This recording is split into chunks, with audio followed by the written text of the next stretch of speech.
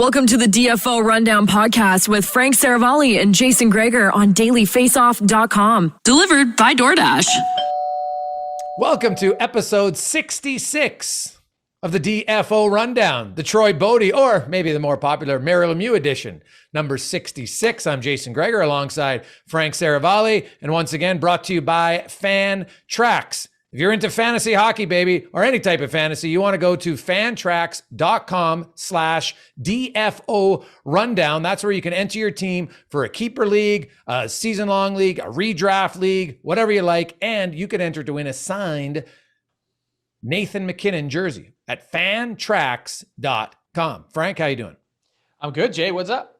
Good. I almost forgot whose jersey it was there for a second. Nathan MacKinnon. I'm like, whoa. That's a big one. That's a brain freeze. So yeah, no, I'm good. I'm really excited for our guest today because it's rare that, people always like to know, like, really what happened in a situation. I think many people remember what happened with Tim Peel last March. And the game between Nashville and Detroit. I was caught with a hot mic for literally, like, I don't even know if it was 2 seconds. It was pretty short. And ultimately, he was supposed to retire 6 weeks later. Ends up, that was the last game he ever officiated. And he's going to join us today on the pod to tell the whole story and how he's doing and what went wrong and what went right and everything else.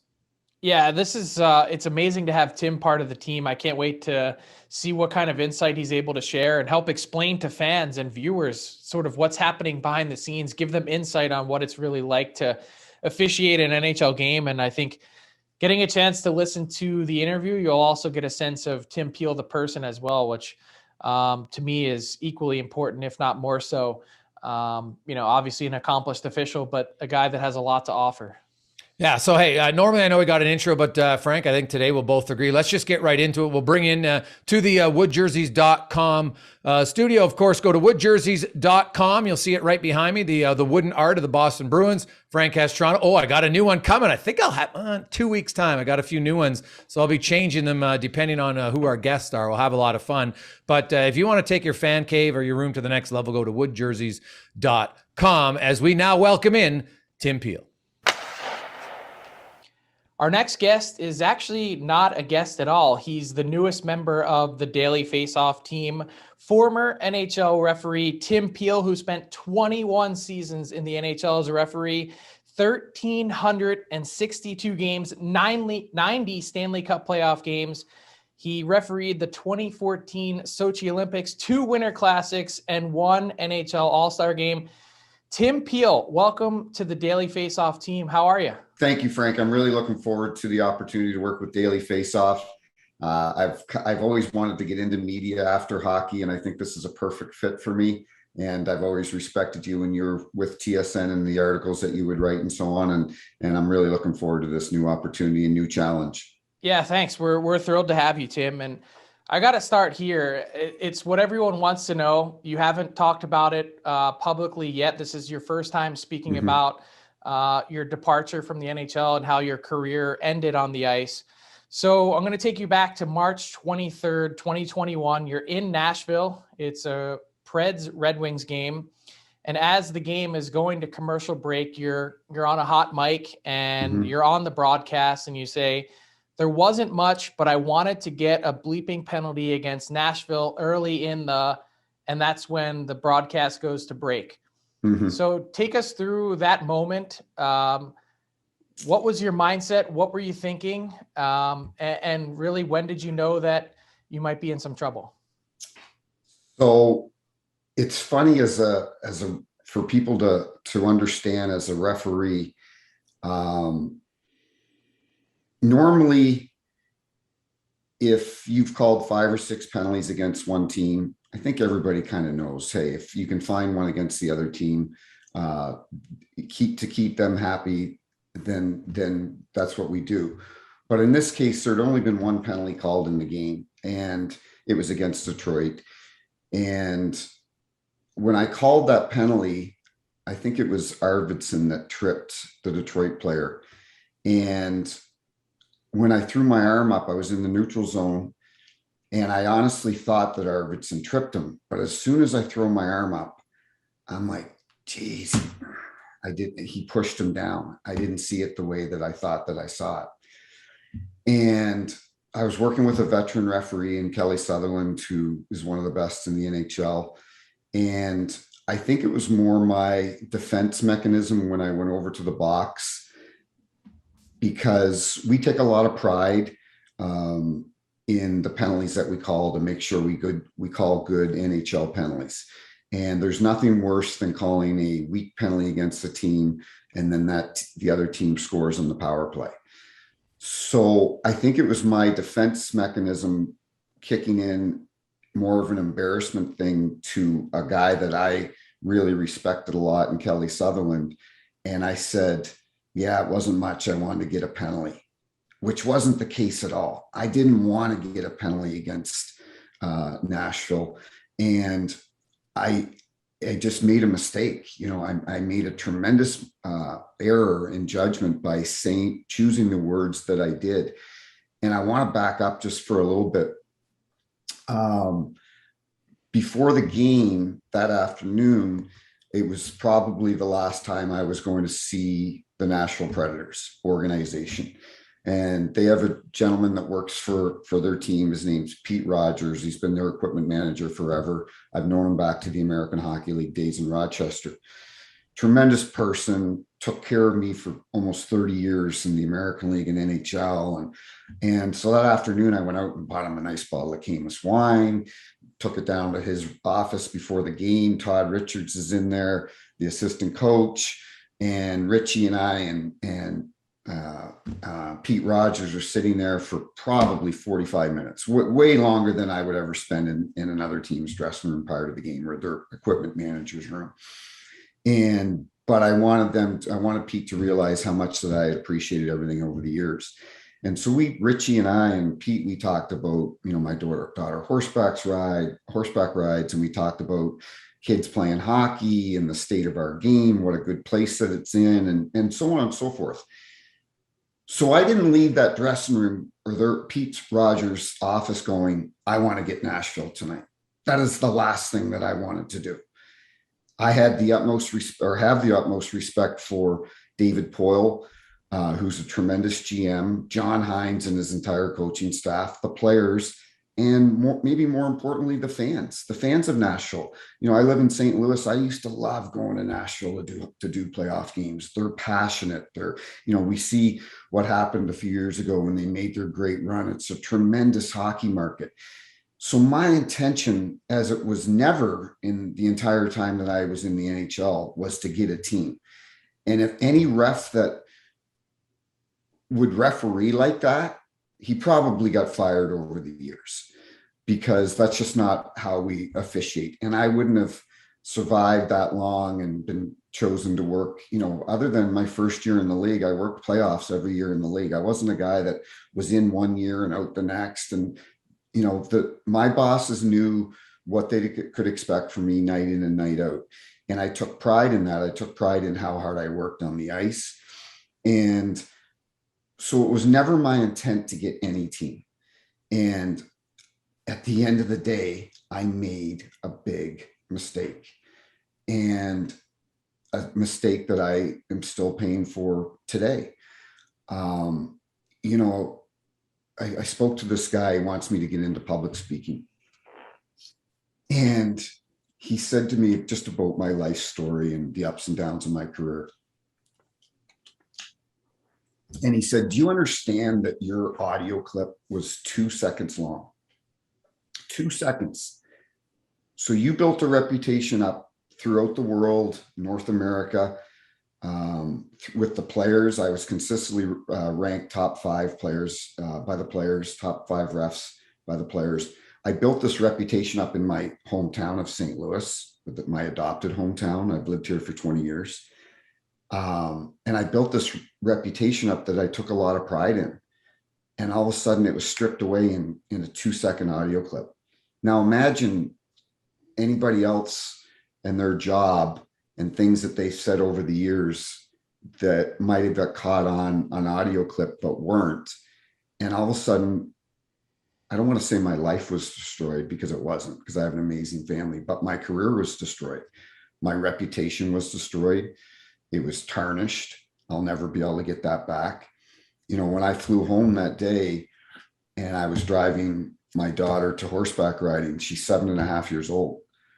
She's sitting in the back seat and she goes, "Dad, can I ask you a question?" I go, "Yeah, baby girl, what's up?"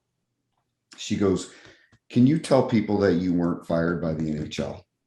Now, my wife had never told her that I was fired. Nobody had ever told her. So I don't know where she got it, but that was the perception of my children. And it still kills me to this day. And so going back to the incident, it's funny, not funny, but after the game, our director of officiating, Stephen Walkham, has a strict policy. We're not to have our cell phones in the room. He doesn't want any distractions. He wants us to be focused, which is a good thing. So I hear my phone vibrating off on the corner, and I go pick it up, and it's my boss, Stephen. And I show Kelly Sutherland the phone, and I'm like, and the first thing I thought of, because this play happened in the first period, and the first thing I thought of was, did we miss a goal tonight? Did a puck go in the net that we didn't see?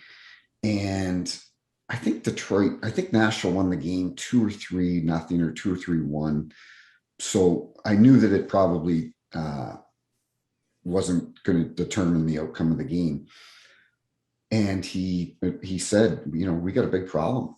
And I'm like, "What?" And he tells me, and I didn't even remember it until I watched it. And I hang up the phone, and I said to the guys in the dressing room, they're all looking at me and they're like, "What's going on?" I go, "I may get fired tonight." And they go, "Like what?" And so I quickly shower and change, and I go right down to the Nashville dressing room. And I see their director of communications, Brandon Walker. And I asked to speak to Mr. Poyle and Mr. Hines. Mr. Poyle had already left the building, so he put me on the phone with him. And I explained to him that was not my intent. My intent was not to get Nashville. My partner and I called 2 penalties against them the entire game. So that wasn't my intent. I just said I made a terrible mistake. My words came out wrong. And John Hines, who's a tremendous human being and a great coach, he came out and he goes, "Timmy, I know you didn't mean that." I go, "John, I didn't. Like, that's not what, I've refed you since he's been a head coach in the National Hockey League." I go, "You knew that I was always fair and tried to make it a fair, safe environment for the players and a fair game for the players." And I go, "I'm so sorry." And I could tell he felt bad because he could see how upset I was and that I felt terrible. So I got back to the room, and of course I'm on the phone with our president of our association, Wes McCauley. And, of course I was extremely upset.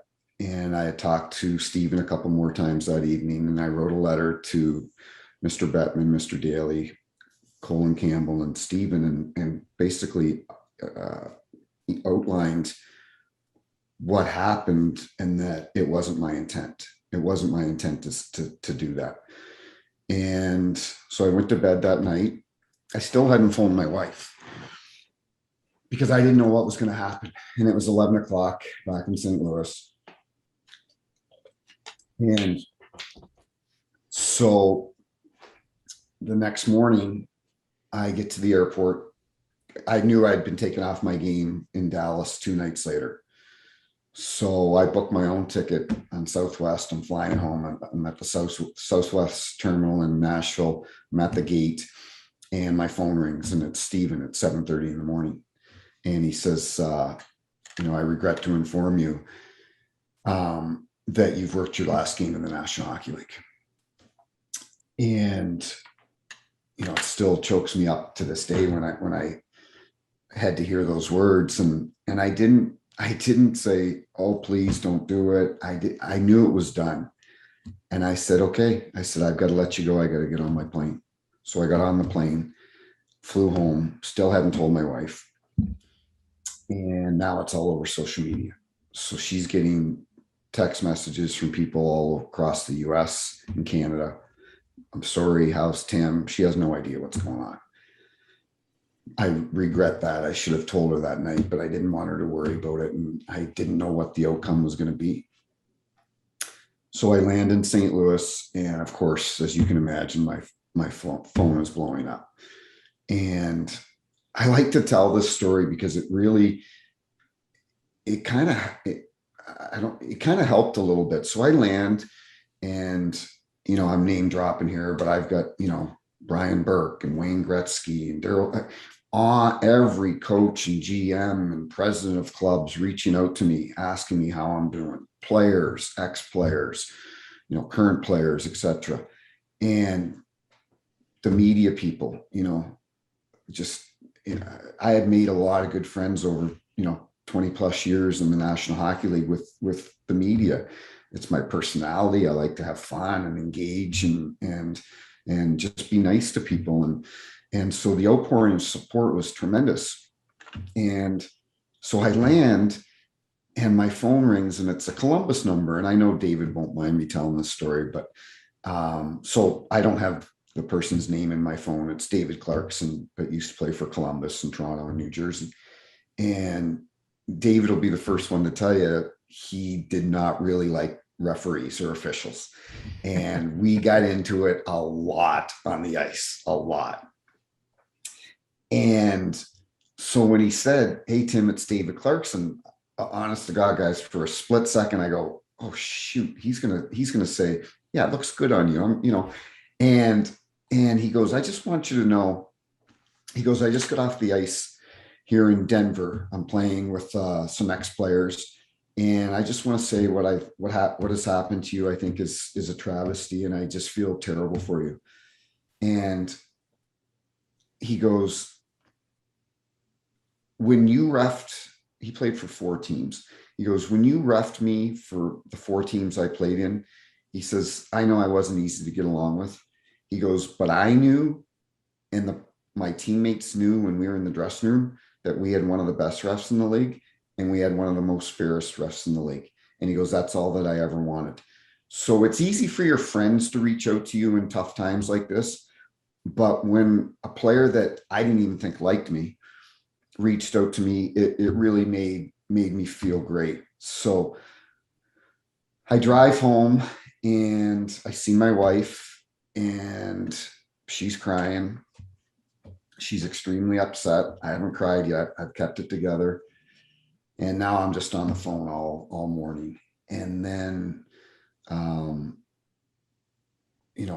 obviously social media was just running rampant. They talked about it on the Golf Channel, which is unbelievable. I was in People magazine. It was on Fox, CNN. It was on every sports show in the world. And I didn't watch any of it. And I just couldn't, which was a good thing. I think I did the right thing. And then at 1:30 in the afternoon, Kelly Chase calls me, and he had called early in the morning. So, Kelly and I are very good friends here in St. Louis. And he goes, "Well, Peelsy," he goes, "Bobby Plager loved you so much, he thought he'd take the heat off you today." And I go, "Why?" And it's going to choke me up. I go, "Why?" And he goes, "Because he just got killed in a car accident." And Bobby was a tremendous, tremendous human being.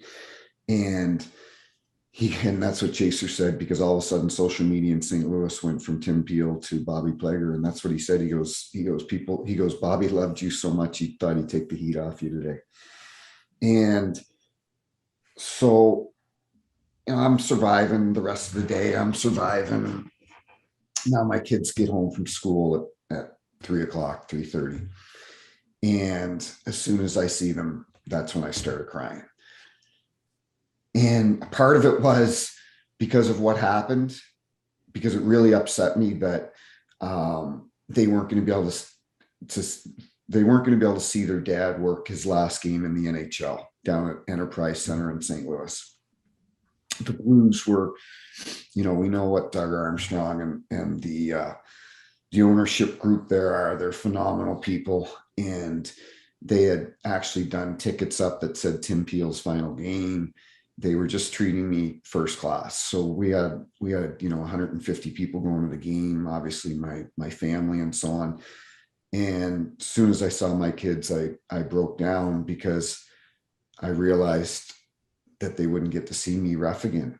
And then I was crying, but I knew a part of it was I was crying because then I had to tell them that Bobby Plager had died, and they loved Bobby, and Bobby just treated them like, they were like, he loved them. And so got that behind me, and then I take my daughter to horseback riding. Then I'm kind of back to normal. I'm not back to normal, but certainly a lot better than I had been previous few hours. And then the outpouring of support came in, and, Joel Quenville, who's a very good friend of mine, and I just have the utmost respect for, he called me up and he's like, you know what? He goes, you'll survive this. He goes, it's going to be tough. He said, and a few other people said this too. They're like, you didn't get charged with domestic abuse. You didn't get a DUI. You didn't use a racial tone. Some things that you may never recover from. At the end of the day, I made a mistake. And there's a lot of people that are on TV in all sports right now that have made much bigger mistakes than I have. And that's the great thing about our country is we give people second chances. And Joel's like, you'll survive. He goes, you'll be fine. You'll be fine. Just, I know it's tough right now. And it was those type of phone calls from people that I really respected and had been around the game for so long that helped me get through those things. And so after that happened, that was Wednesday morning. I had been asked to coach the spring program here in Chesterfield for the 11 and 12-year-olds for the spring program. And my good friend here in St. Louis is a guy by the name of Tony Sansone, very well known here, good friends with Chaser and a lot of hockey people, and very successful businessman. And he calls me up. He goes, this was on Wednesday. He goes, we're going to this restaurant tonight. We're going to this bar tomorrow night. We're going to this place tomorrow night. He goes, you need to get out so people see you, so they don't think that you're dying from this and that Tim Peel's life is over. And I said to him, I said, Tony, I can't go out tonight. I need to stay home with my wife and just decompress and just gather my thoughts. So, but the next few nights I went out with him, and it was it was good for me because I needed people to see Tim Peel as the person that they always saw. And I didn't want them to think, because it was true, I wasn't going to go down to my basement and feel sorry about myself and go, oh, poor me, and blame everybody else. Because guess what? I had no one to blame but myself. The National Hockey League, I was employed by them for 23 years. Everything I have is because of the National Hockey League. I talked to Bill Daly a couple times since this incident, and Bill and Mr. Bettman, I have nothing but the utmost respect for. They have treated me and my family so well over 23 years. They have treated our association very well. I made a very good living for 23 years. Very good living. Our last negotiation, they're phenomenal. They treat our officials with tremendous amount of respect. So I'll never say anything about the National Hockey League. They had to make a decision based on my actions. I put them in a bad spot. And I also put our officials in a bad spot going forward in the rest of the remaining part of that season, because it's all anyone wanted to talk about. So, and I apologized to them as well. And so anyway, so now I've got to coach the spring program, and I hadn't, Jamal Mayers and I, former player, we coach a team together here in St. Louis. So we're always at the rink together, and, it's St. Louis. Everybody knows who everybody is. So when I walk into the rink, everybody knows there's Tim and there's his son Bronson. And so the whole day I've got severe anxiety about it. I'm like, I am very stressed out. The only time that I've been really worked up about seeing anybody throughout this process, because I knew as soon as I walked in the rink, everyone was going to go, there's the guy that got fired. Tim Peel got fired. What a shitty way to end your career, instead of 4 weeks later, reffing my last game, having my friends and family there, having my kids there on the ice, hugging the other players, people coming into your room. It was supposed to be a great day. It was supposed to be awesome. And I've thought about it several times since this incident and about how much fun it would have been. But I realized it was over. So now I'm walking in the rink and I've got to put a brave face on, because I'm hurting inside big time. And there's all these coaches and parents over in the corner. And I walk right over to them. I go, hey guys, what's going on? I go, anything new in your lives?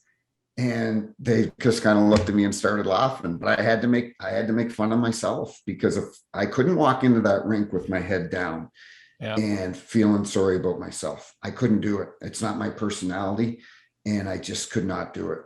And the same thing was the first time, a couple of days later, I took my daughter over to the golf course, and people are funny, people are coming up to me, hey, I'm sorry. And I'm looking at them, I'm like, dude, my 7-year-old daughter's standing here. Like, can we talk about this another time? But people just care, and I get that. And they wanted to see how I was doing. So anyway, I've rambled on long enough. I'll let you guys take it from here. So Tim, thank you for sharing. I mean, that's raw, honest, emotional, all those things. I wanted to hit, before we sort of dive into your life story, just on the actual incident itself. You had mentioned that that's not what you meant to say was a self-defense mechanism there. But to go back to the idea, and I think this is what everyone had latched onto. I can't speak for everyone, but myself as a reporter covering it, it wasn't so much Tim Peel wants to get Nashville. That was never really my takeaway. I think what had everyone up in arms was the idea of this makeup call. I think everyone has the general notion that it exists, but I think what was so jarring to everyone listening to it was, oh wait, this is actually a real thing. And so can you sort of take us through that, mindset and what that's like? See, I've heard that for years, and it's so not your point of view necessarily, Frank, but it's very inaccurate. This mindset of a makeup call. What it is if, like I mentioned earlier, if I call so many penalties against one team, I can't miss one against the other team. Now, does that mean that I've called 6 penalties against Detroit and now I'm going to go look for a call against Nashville? Not at all. That's not what happens with our referees. What happens is your antennas better be up and you go, I better not miss a penalty. I can't miss a penalty against Nashville because I've just given Detroit 6 penalties. I can't miss a penalty. Like, I got asked, I'm going to go off script here, but do you remember when Tim Donaghy, the NBA official, was fixing games and obviously got fired and went to prison for it? He had a gambling problem and was involved with some bad people in New Jersey. I have often, people have asked me, could that happen in the NHL? I go, no, not a chance. If a referee called 3 or 4 penalties in the last 5 minutes of the game that weren't NHL penalties, everybody would know about it. But in the NBA, there's 10 fouls in the last 30 seconds and nobody really blinks about it. But in the NHL, that would just never happen. And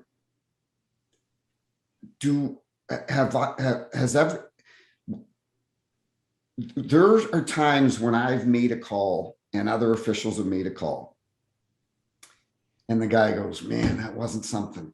And you go, yeah, I thought it was worse than what it was. Maybe it was a hook on the hands, because with officiating, it's all about sight lines.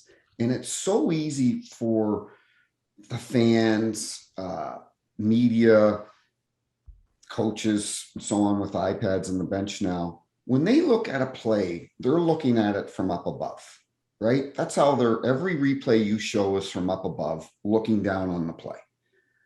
And every call that we make is in real time on the ice. I'm in the corner, bodies are in front of me.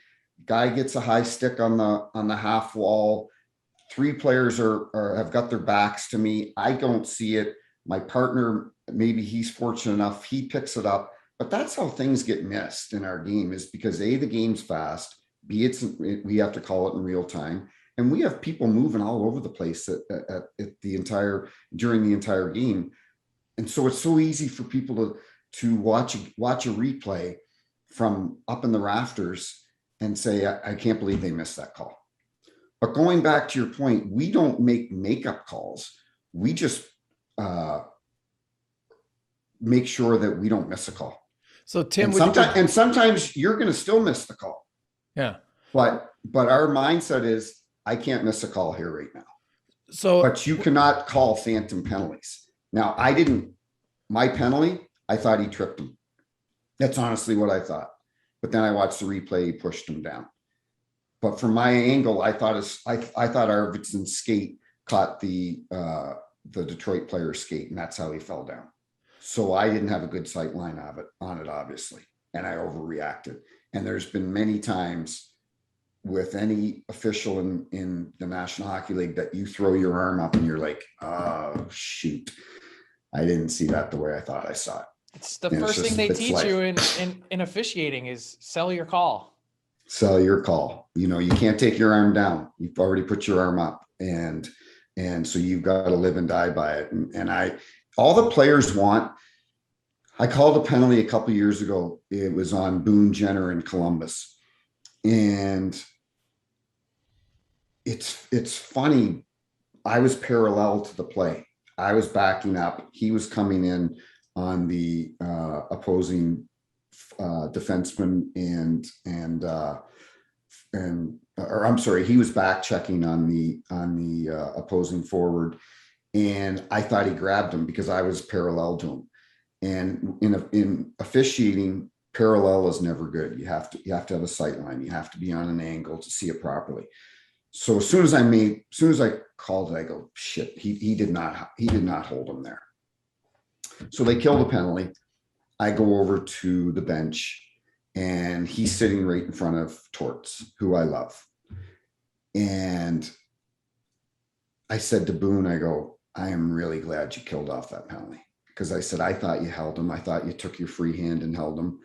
I said, I'm really glad that you killed that penalty. And Torts looks and he goes, thank you, Timmy. And 2 or 3 other players right away, they go, oh, don't worry about it, Peelsy. But they would have worried about it if they got scored on. But the reason that their attitude now completely changed is because I was showing that I was human. I made a mistake. I owned up for my mistake. Now you can't say that to a team 3 or 4 games in a row. You can't say that to a team 3 or 4 games 3 or 4 times in a game. You can't say that to a team 3 or 4 times in a row, because they're going to be like, well, you're making a lot of bad calls. You're always over here apologizing. But there's going to be once in a while where you're just human. It's in every sport. We see it in every sport that's officiated. Is officials are going to make mistakes, and it's how you deal with it after. And be humble. Don't be cocky and confident. I was that early in my career, where I thought I had to, when we went to the 2 referee system, I thought I had to make a name for myself, because I'm working with Don Koharski, Kerry Fraser, Terry Gregson, Mick Magoo, Bill McCreary. And here's this kid that had never reffed in the NHL. So I was young and cocky and arrogant to a certain extent. And I even said to Stephen Walkham years ago, I go, man, I wish I had been more like Tim Peel now than Tim Peel when I first got in the business. Because Tim Peel now gets along with the players, communicates with the coaches, lets things roll off his back a lot easier. I took it too personal early in my career, where if a player said something, I got my back up. And you can't be a good official like that. You can't. One of the best officials that I ever saw that was good like that was Paul Dvorsky. He had a phenomenal relationship with the players. And so in turn, they gave him some slack if maybe he was having a bad night, because officials are going to have a bad night, just like players do. I remember I was working a game in Florida, and I had food poisoning. I was on, what happens when you have food poisoning, you're in the bathroom a lot. And I had to go and work that night. And I felt like shit the entire game. And I don't even remember how the game went. But there's times that you got to go out there and you're going to have a bad night. It's life. And, but going back to your point, Frank, our refs they don't make makeup calls. What they do is they try to put themselves in the best position to ensure that they don't miss a call, that they don't miss that next call that really is going to define how the rest of the game goes. Because if you do get that next call against the other team, when the other teams had 5 or 6 penalties against them, that team that just had 5 or 6 penalties against them, their temperature level automatically comes down, because they're like, okay, boys, now they forgot about it. They're like, okay, boys, we got a power play. Let's go to work. So I hope that answers Tim, would it be fair to say that in that situation, you're like, there's a lot of 50-50 calls, I would assume, in a course of an NHL game. Right. And so 50-50, some are called, some are not. Everything's, in a split second. No one's going to make the right decision every time. I totally respect that. I think it's a hard job. So do you think, though, that when it's 5 or 6 penalties and the other team has none, when it's a 50-50 call, you're like, well, I'm calling that one? Would that be a fair, is there a lot of 50-50 calls as an official? But if you're saying it's a 50-50 call, or you're basically saying that it's a 1-minute penalty, right? Yeah. And there's not really such a thing. Our refs don't call 1-minute penalties. Okay. We don't call a penalty just for the sake of calling a penalty. And what I did that day, and the mistake I made was, I was in the neutral zone. Kelly Sutherland, the ref, was 20 feet from the play. And this is a guy that had reffed 10 Stanley Cup finals, or 8 or 7, whatever it is that he's reffed. The gold medal game in Russia. I should have deferred to him. The call gets missed. It gets missed. It's a trip high in the slot. You're in, that was my mistake. I overreacted. And why did I? I have no idea. I had a brain fart. I don't know why I called the penalty, but I know why I called it, because at the time I thought Arvidsson kicked his feet out. That's why I called the penalty. But if it's 50-50, our refs do not call 50-50 penalties, because what happens is our referees are rated throughout the season on their calls, and based on their calls and what type of season they have determines whether they get playoffs or not. If you have an official that's consistently making weak calls, then the NHL will not put him in the playoffs, because they can't trust him. And that's the biggest thing about the guys that consistently work the playoffs, is the league trusts them. They've seen this wide range, long time clip of their officiating for, and they're consistent night in and night out. Are they going to miss calls? 1,000%. Are they going to make weak calls? I would say very, it does not happen often. Every good ref is going to make it. You could ask Bill McCreary, Don Koharski, Andy Van Hellemond, have they ever made a weak call? Absolutely. Because they thought they saw it different. But the guys that work the playoffs every year, it's because the league can trust them, and they know that they are consistent, and they don't call weak penalties. Because a weak penalty in the NHL, like, I didn't call that penalty because I wanted it to be because I thought it was, I just wanted to call a weak penalty, because then if Detroit had scored on the power play, Nashville's going to be all over me. I called the penalty because I thought he got tripped. Now, what I said in aftermath was my biggest mistake wasn't calling the penalty. 20 plus years, I've probably called worse penalties than that. But my mistake was the verbiage that I used at the penalty box, which was as I've mentioned it several times, was not my intent. My intent was not to get Nashville. That is the furthest thing I'd never, like I said earlier, you don't survive 20 plus years if you have a reputation of trying to get a team and officiating in a certain manner like that, because that right there is unacceptable. And do I wish the outcome had been different? Of course I do, but I understand, because we can't have the perception that that's how officials officiate the games. My biggest mistake, and I can't say it enough, is the verbiage that I used was not at all what I intended.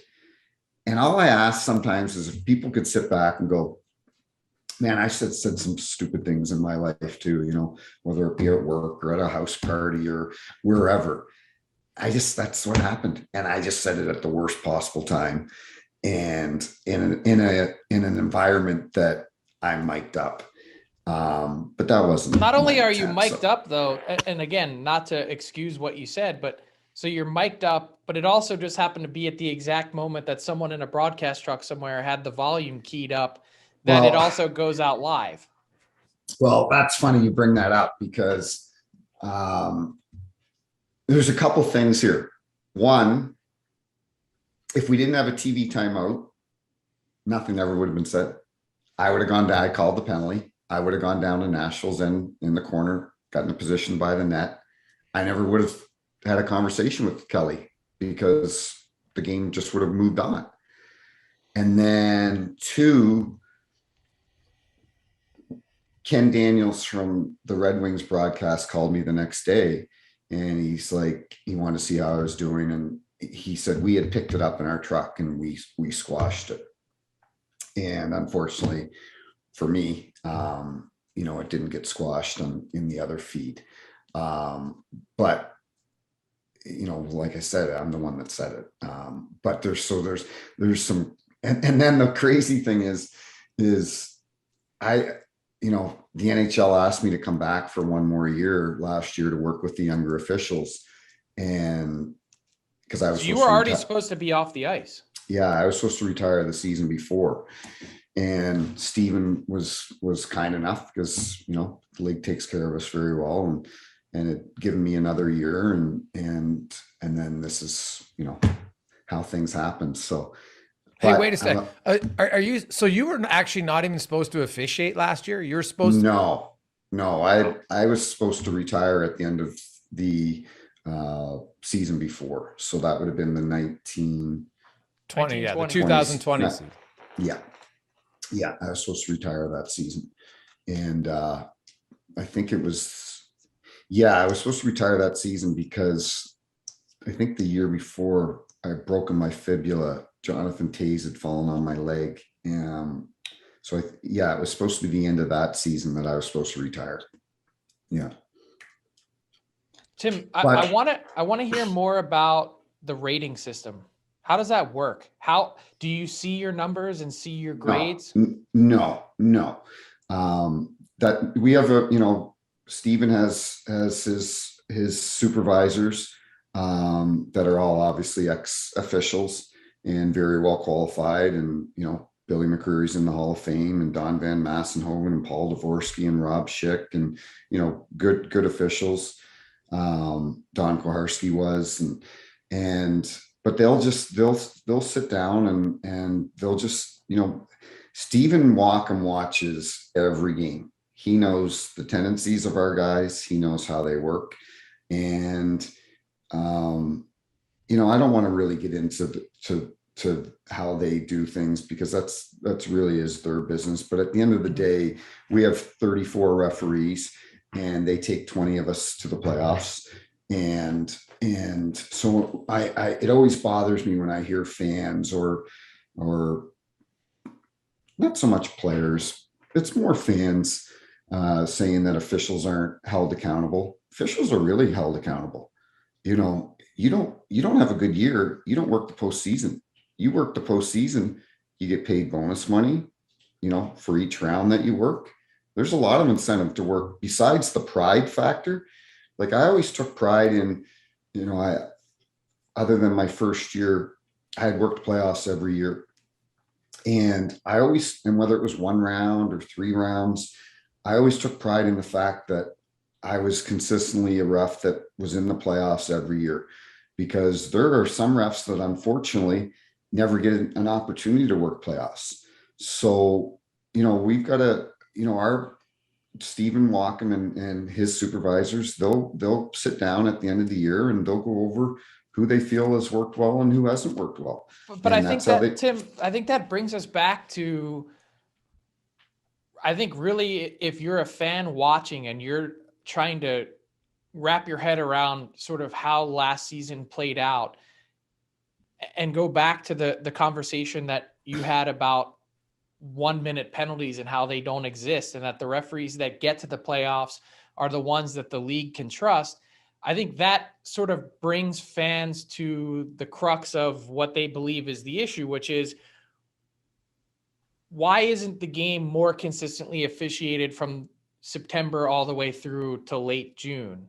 Because they look at it and they say the game changes when you get to the playoffs. The threshold for a penalty, what actually is a 2-minute penalty, is different in late April than it is in October. And that's sort of what drives people crazy. See, I completely disagree with that. And I've said for years that the way the players play in the postseason compared to the regular season, as we all know, is night and day. There are some players that never throw a check for 82 games that are finishing their checks in the playoffs. And that's the best thing about the Stanley Cup playoffs, is how it's amazing how these athletes are able to raise their level of competition from the regular season up 10 notches into the playoffs. It truly is remarkable. But you also have the 20 best refs in the league. And I know it probably gets says in the regular season, but I can guarantee you that any coach on any of the teams in the postseason, one of the first things he's going to say in his pregame talk is, we need to stay out of the box. We need to stay out of the box. We cannot take penalties against this team.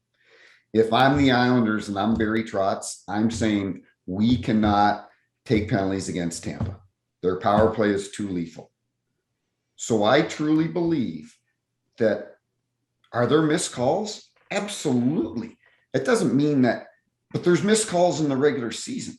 And just because a guy is considered one of the top 20 in the league doesn't mean that he's going to not miss a call. That's unrealistic to think for the fans, the media, the coaches, that an official isn't going to miss a call. Mm-hmm. They miss them in the NBA. They miss them in the NFL. They miss them in every sport. But what happens is the players are more disciplined. And I truly believe that they are much more disciplined in the, in the playoffs than they are in the regular season. I could see that, because like I could see what you lose in the playoffs are some of the lazy penalties. The That's exactly what I was going to say.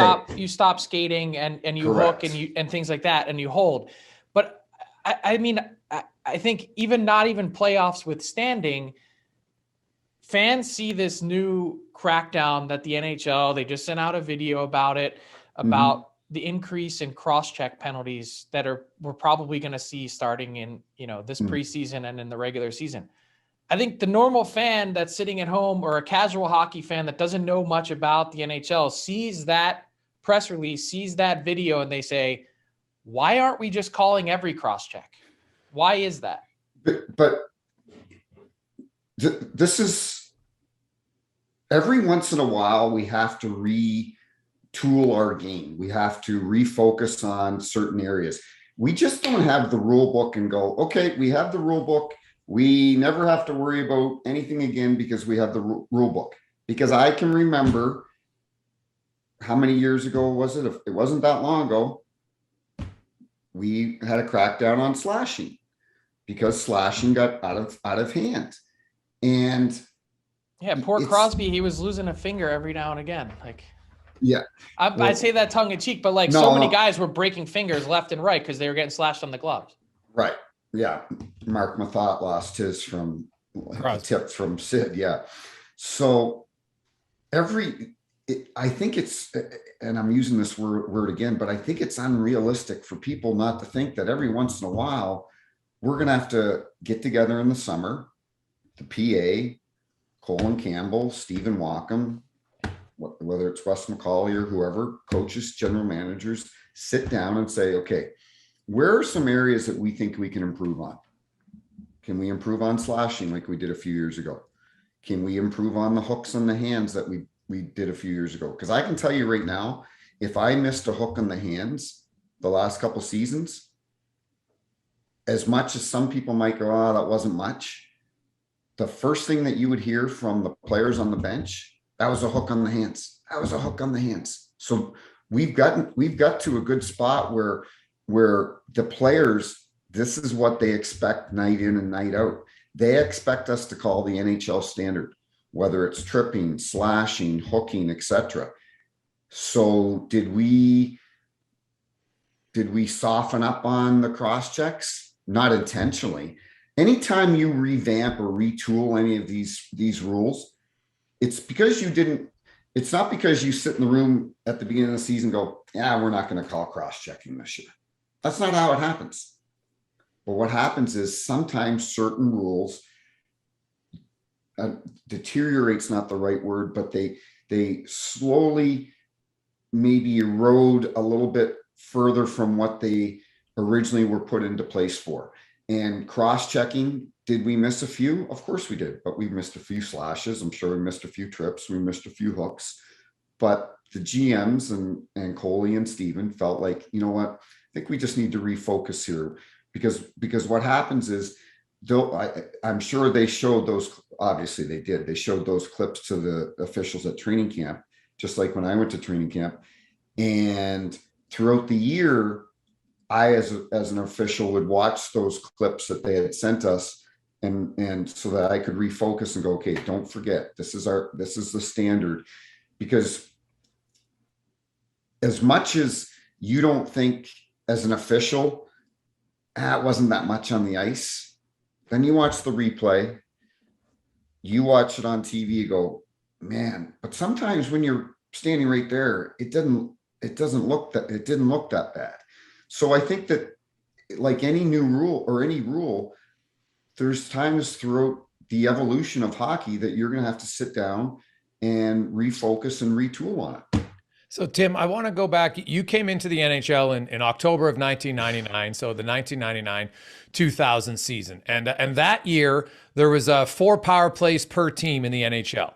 And then it actually got up, coming out of the lockout, it was as high as 5.85, so almost 6 per team, right? And then the next year is down to 5.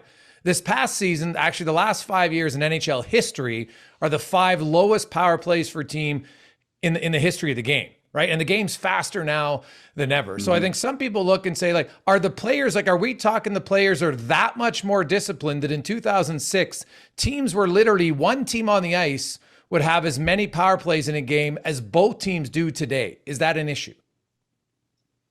It 100%, and I don't even have to think about it, can tell you all the credit goes to the players. I'm telling you right now, I'm not going to BS you. I'm telling you right now, all the credit goes to the players. When we came out of the lockout, there were a couple factors. And we had to change our game, and Stephen Wacom did an amazing job with the new hooking and holding standard. So there's a couple different factors. One is the players had to adjust. Think about this, Greg. They've been doing this for some of them for 15 years. They've been playing a certain style for their entire career. And now you ask a defenseman not to hold a guy. You ask a forward as he's back checking, can't put your stick around him. Well, that's how they played in junior. That's how they played in the American Hockey League. That's how they played in every league prior to the NHL. So now you're asking them that they've been doing it like this for so long to all of a sudden change overnight. Not going to happen. It's unrealistic to think that could happen. And of course, there would be 100% there would be a learning curve from our officials. We, at the beginning of the new standard, we called penalties that we wouldn't call, not just now, but 18 months after we instituted that standard, because we had to get comfortable with the new standard and how the game was going to be called. But I can tell you right now, when the last few years that I was on the ice, I didn't have players go, how come there's not more penalties? I think the penalties stick out right now. Boom, I hear announcers all the time. That's what happens when you get your stick parallel. Boom, the sticks around his hands. Yep, there's his free hand. You know, we have these, we show these clips at camp, and you hear these announcers going, that's an NHL penalty. It's been called like that for years now. Players know what to expect now. And if you're going to be a player that's out there and using his free hand or hooking on the hands, he's not going to play in the National Hockey League. Coach can't put him out there. Can't trust him. So 100% the credit goes to the players on this, because they've learned to adjust. And think about all the players over the last 5, 6, 7 years that have come from the American Hockey League, where that's our standard in the AHL. So when they come to the National Hockey League, they're already programmed. I can't hook on the hands. Can't use my free hand. So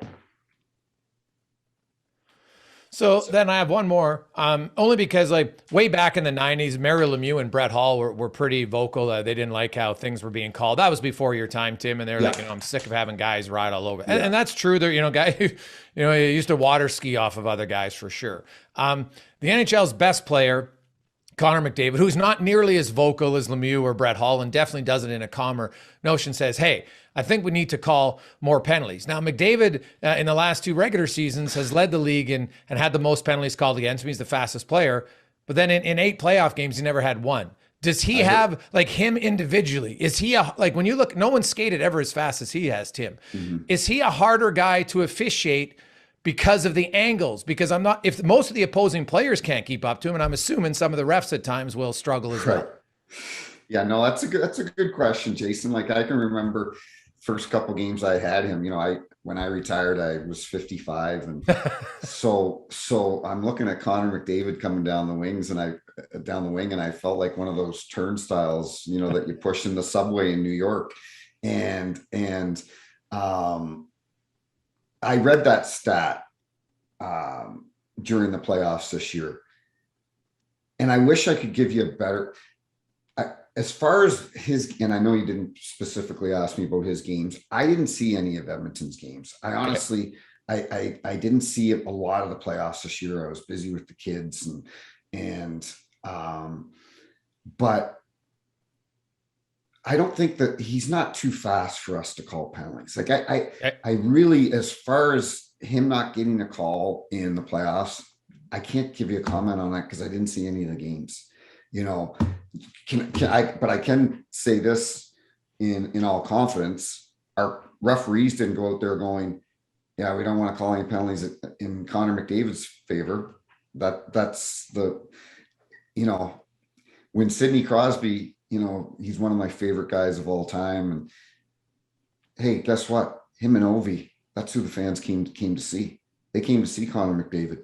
So we need to make sure we don't miss calls against those guys, and that's how I always officiated is I made sure, you know what? I better not miss something against Sidney Crosby because they're here to see him show off his skill set and excite fans and so on. But I know our officials don't go into that series going, we're not going to call. I didn't see the games, Okay. No, that's fair. And actually just to be accurate, I just looked up the numbers, and actually the Tkachuk brothers and Marchand and Brendan Lemieux actually did have more minors called against them in the regular season, which the way they play and they stir things up, I could see probably they engage guys to punch them in the face maybe more than David does. So I was kind of curious when, how, and here's my last one is, a lot of the perception on the outside is, and I've always been one that I think officiating is extremely tough. I'm not really hard on officials. Somebody's going to miss a call, but I think they get the majority of them right. The standard, though, isn't necessarily set by the individual officials. is it set by the league or is it set by the officials union? Well, like, where does that standard come in, and who's kind of the one who outlines what the standard should be from year to year? Because if you have 34 officials, everybody is going to have a different opinion and a different viewpoint and an unconscious bias. It's just natural at some point. But they shouldn't be confused on, and that's what Steven's done a good job with, is that they shouldn't be confused on what our NHL standard is, because we especially if you've been around for a long time, is we watch a tremendous amount of video at training camp. He's consistently sending stuff out every week during the regular season. There should be nobody on our staff, especially because they've reached the highest level of officiating in hockey, that should not have an understanding of what the standard is. And if they do, then they're probably not going to work in the National Hockey League for a long time. So the league is very, it gives our officials great direction on what we are supposed to call, what the standard is. And what Steven has tried to do, and I think he's done a good job at it, is develop consistency from your number 1 ref to your number 33 ref. And that's tough to do, because you've got in every other sport, you've got your first line, your McDavids and Crosbys, you got your second line, your Hymans and whoever, then you got your third line, and then you got your fourth line. Is it any different in officiating? Not everybody can be a stud. Not everybody can be the best ref in the world. It's been like that for 100 years. So as the director of officiating, what his challenge is, and he's done a good job with it, is to develop a consistency from the guys that are possibly rated further down to your top rated guys. And that's where the standard comes in. So the guys know, this is what I'm expected to call every night. And there's going to be nights that they don't. And what he'll do a good job of is he'll, throughout the year, he would call me and say, hey, a couple games you kind of, miss, a couple hooks in the hands. I need you to tighten up there or whatever. I need you to get back on standard, because every official is going to have an off night in the National Hockey League. Your flight gets delayed. You get in at 4 a.m. instead of, you're supposed to get in at 9 p.m. Missed flights, or canceled flights. We don't fly charter, we're flying commercial, and especially during the wintertime, there's a lot of challenges there. And so, you're going to have guys that are just, they're not going to be, and Steven doesn't expect it. He expects you to be a pro, but he's realistic. He knows you could have an off night because you're exhausted, just like the players have off nights. Exactly. So Tim, I wanted to close out the interview. We usually have a little fun with rapid fire. Before we get there, okay. The last question for me is, how are you doing now? You've had about 6 months to digest this. And how do you think your journey and your background, your path to the NHL has helped you sort of digest the end of your career, not ending exactly the way you thought it would? No, I appreciate that, Frank. It's a good question. And it's funny because even other than the first day when I saw my kids, I really didn't have too many bad days, because I'll bring up, you didn't bring it up, but I'll bring up the puck daddy thing. When I did the tequila shot with Greg Wyshynski, completely stupid of me. Lack of judgment, shouldn't have done it. Night before a game, I put the league in a bad position. I thought I was doing the right thing because this guy was consistently beating me up, and I thought I was going to meet him and win him over. And I should never have let a blogger get to me, and I did. And it was a life lesson, something that I learned from. But I knew I really put the league in a bad spot, because here's an official night before the game doing a tequila shot. Not a good look. If it was red wine, maybe you could get away with that. I don't know. So I'm joking. But with this, I knew I knew I put the league in a tough spot, but I knew that that wasn't my intent. I knew that my words just did not come out right. You know, what I meant to say and what I said was not at all what I felt. And so, so my wife said to me after, you know, like the first week or two, she goes, I can't believe you're really not, you're not upset by it. And I wasn't. And I go, Tisha, I go, you know, my wife's from here, from St. Louis. And I go, you know, my life. I go, I was left at an adoption agency for a few months back in 1966. I go, I grew up in a trailer park in New Brunswick. You know, my mom died of cancer at age 50. I go, I've been kicked in my crotch my whole life. I go, but I've never let it define me or ruin me. I go, and I said, you know, that Puck Daddy thing, that was in 2015. And when that happened, I could hear the rumors, you know, from our guys that I worked with as career's done, you know, he's, you know, he'll never work playoffs again and so on. And I said to Stephen Walkham that summer, I said, because I used to be a linesman for Stephen in the American Hockey League in St. John, New Brunswick, when the American League was big in the Maritimes back then. That's first where I got started. And I said to him, I said, you know my personality. I go, I'm not going to go down in my basement and feel sorry about myself because of the tequila shot and not working playoffs this year. I go, you know my life story. You know what I've been through and the resiliency and the perseverance that I have. I said, I'll be back. I said, I'll be back and I'll be back next year and I'll be working playoffs next year. And he goes, I know you will. And sure enough, the next year I got back. So even through all this, I just said to Tisha, I go, and I'm a big believer in things happen for a reason. And you cannot live your life with regrets. And the other big thing I said to Tisha, I go, babe, I've got an example to set for these two kids that are 9 and 7. I got started late in life. And I said, I got an example to set for these two that when you get kicked in the, you know what, you just don't fold up your suit and go home or fold up your tent and go home. You need to hold your head up high. And I had this referee camp here in St. Louis, and all the money we raise actually goes to the Bill McKenna Foundation, which is Mike McKenna's granddad.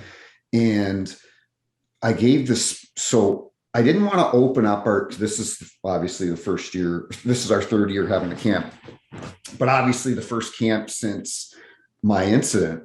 And I didn't want to start off the camp, you know, talking about me and my incident, because I wanted to be upbeat. And I've brought in Joe Vitale to come in and pump the kids up. But one of the kids kind of gave me a shot at one point during a presentation, and they're like ages 14 to 24. And he gave me a little shot and it was about my incident. And I laughed so I just paused for a second. And I said, do you guys want to hear the story? And they were like, yeah. I go, okay, here's the story. So I sat and told them the whole thing. And a couple days later, this mom comes up to me at the rink and she goes, I wish your camp was a week long. I go, why is that? And she goes, the life lessons you're teaching my kid are unbelievable. He just loves you. He loves your attitude and your approach. And like I just said, Frank and Jason, like stuff happens. But at the end of the day, it's how you deal with it afterwards. And it's how you persevere and how you hold your head up high and the life lessons that you want to teach your children and other people. And I'm excited, like, you know, I'm thrilled I said to Tisha 2 months ago before Frank had approached me about coming to work with Daily Faceoff, I said to her, I said, I'm excited about the fall. I go, I'm excited about new opportunities and, you know, my new challenges in my life, and, you know, being on the show with you guys going forward, it's going to be a challenge. I'm going to have to learn. But that's what I'm excited about. And I think that there's a real opportunity for the fans to get a different perspective on the game. And when I watch games and we go to the intermission and they want to talk about the power play and they want to talk about the penalty kill, it's like, yeah, I've heard that forever. I think the fans are ready for a different perspective and a different view. In the NFL, we go to Mike Pereira. PGA, we go to the rules official. NBA, they go to Steve Javi. Our sport is ready to move into, I feel, into that next place where we go to a rules analyst. And it isn't about carving up the officials. It's about, like I explained earlier, where we watch a replay because we're watching it from up here. Well, that's not realistic. We don't watch the play. We don't watch the game from up there. We're watching it down here. Eric Lindros and the Legion of Doom lines out there, and they're all 6'5", 240, and I'm 5'10", 170, and I'm trying to get good sight lines because these guys, that's realistic. That's how our guys officiate night in and night out. One quick thing. At every playoff game, we have a standby referee. And I can remember it was a couple of years ago. It was when the Blues went on their run. So it was 2019. And I'm standing by in San Jose. And I'm standing by the Zamboni. And I've got my equipment on, but no skates. I'm ready to go if someone gets hurt. And I'm watching this game. I'm watching how fast it is and how quick our guys are moving and out of the way, and pucks flying and sticks flying. Because when you're out there on the ice, it's fast, but you're programmed to deal with it. And you've done it for so long that you purposely slow things down, if that makes any sense. But if you're a fan and you watch a game on the glass, or you go up to the suite or the press box, it's totally different. It's totally completely different. Not night and It's day. completely different. I recommend every reporter at some point to go find a way to watch a game at the glass, because your 100%. perspective and your respect for the game changes immensely. 100%. I agree. So, but to answer your question, Frank, I'm doing great. Looking forward to working with Daily Faceoff. I think we're going to have a lot of fun with that. And I'm just looking forward, like my jacket here, it's the Central States team, Jamal Mayers and I coach it. We just got back from Chicago this weekend. We were in Grand Rapids 2 weeks ago. Times that I would have missed with my son, he's 9. The last couple of years, as much as I love the game and loved being with my fellow officials, I miss being around my kids and they need me home. And that's exciting. That's the best part of it. Yeah. It's awesome. Let's do All some right. rapid fire. Yeah, let's do rapid fire presented by DoorDash. Restaurants and more delivered right to your door. And right now, for first-time users, use the promo code RUNDOWNDD, and you'll get 25% off and no delivery charges. All right, Tim, the only rule we have in rapid fire is you have to answer the question. All right. Okay, so here we go. Tim Peel, let's see how good your memory is. Your first NHL game, who were the two teams? Ottawa, Vancouver. Ottawa, Colorado. There you go. Nice. Which player, you mentioned David Clarkson, but which player over the years did you have, who was the best at giving barbs that would make you laugh on the ice? No question, Steve Ott or Chris Versteeg. I once said to Chris Versteeg on the bench in Calgary and to his teammates, I go, is he married? And everyone's like, yeah, Chris is married. And Chris goes, yeah, I'm married, Peelsy. I go, your wife must take a lot of Tylenol because you never shut up. And they're all laughing and so on. So Chris Versteeg and Steve Ott. Then conversely, was there a player that you mentioned, David Clarkson? Was there anyone else that you just didn't like? Tyler Wright. Wright played. How come? In Edmonton. Perfect. Yeah. And I know he's a great guy, but I don't think he liked me. And we were like oil and water together. So it was Tyler Wright. As an official, how many games? Now this isn't really, but easy. I was looking at your games officiated over the years. On an average season, how many games are you officiating? 73 regular season, 5 or 6 preseason, and then playoffs. So guys that could work the finals could work 100 games, but normally it's a 73 game schedule. And when you adapted to the 2-man, did you prefer 1-man or 2-man? I was just happy because I got a job in the NHL. There could have been 8 guys out there. I didn't care.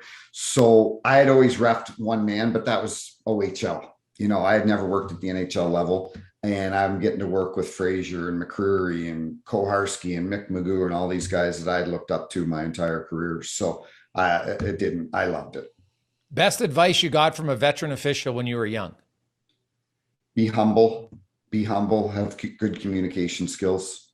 Don't be cocky and arrogant. And I think that basically is in any realm in life. Don't be cocky and arrogant. Just be humble and you need to be confident on the ice, but there's a fine line of being confident and cocky. You mentioned you were confident and cocky early on. When did that change? What forced you to change and be a better communicator?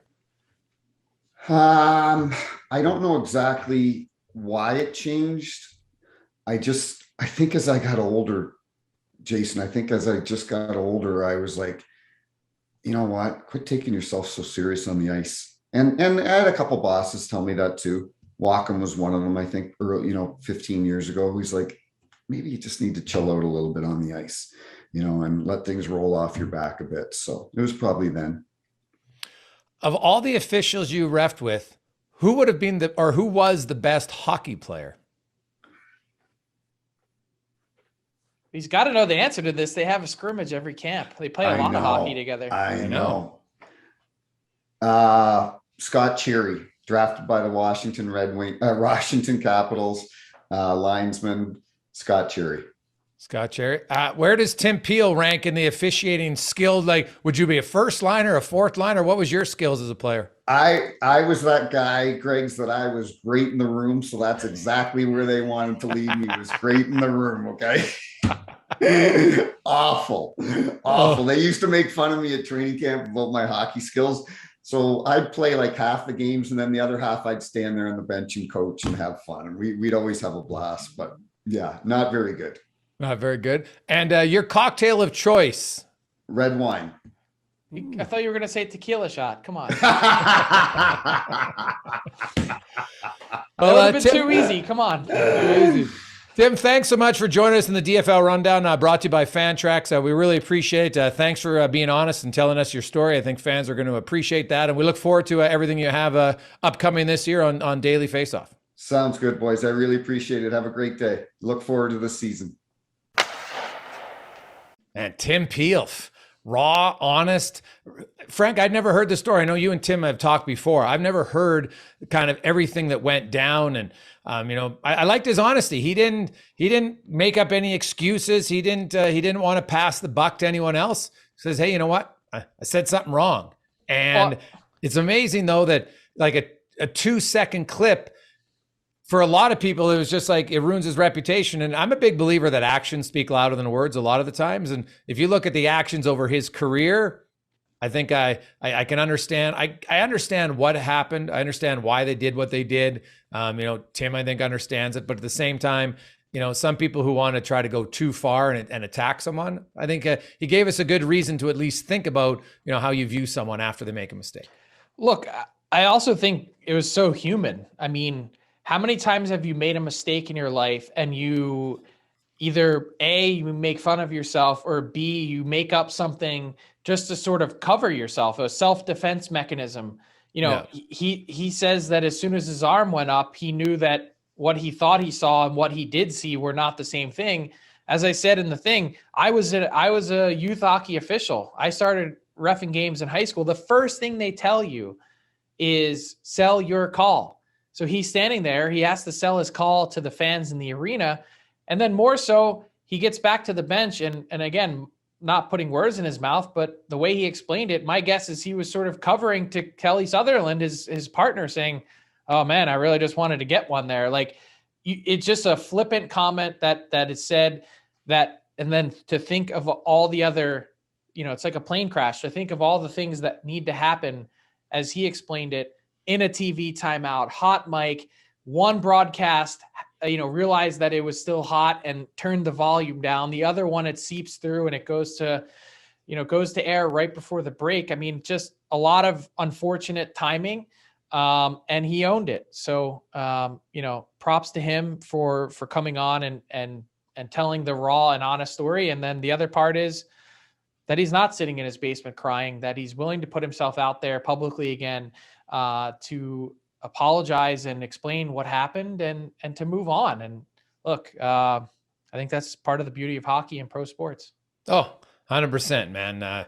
You make one mistake, it's definitely not going to find, especially a mistake like that compared to, and I liked his analogy of, what are real, life altering mistakes, and his wasn't. And, he's looking at the positive. So that's great. And the benefit for us is now he's going to be on the DFO as a rules analyst and, breaking down when inevitably there's going to be some calls that people don't agree with, Frank. I can tell you that this season. So should be a lot of fun. That was a jam-packed edition of the DFO Rundown brought to you by Fantrax, a customizable fantasy platform, one of the best in the industries. It offers a great fantasy experience, whether you got a keeper league, whether you got a dynasty league, or a redraft league. Go right now to get in for the upcoming NHL season. You can go to Fantrax, fantrax.com/DFO rundown. You register, and then you're entered in a draw to win a Nathan MacKinnon jersey. Have yourselves an awesome week, Frank, and we will talk to you episode 67 on Friday.